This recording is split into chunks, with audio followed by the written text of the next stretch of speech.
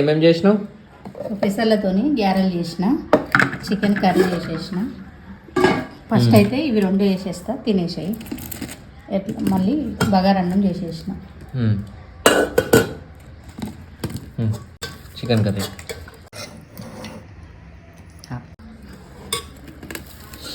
కాలుతుంది. వేడి వేడి బగారా రైస్. అలా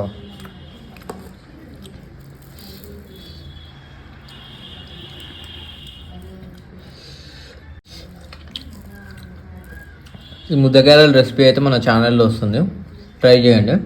ఇక బగారన్నం చికెన్ అంటే ఇక తెలంగాణలో స్పెషలే, చెప్పాల్సిన అవసరం లేదు.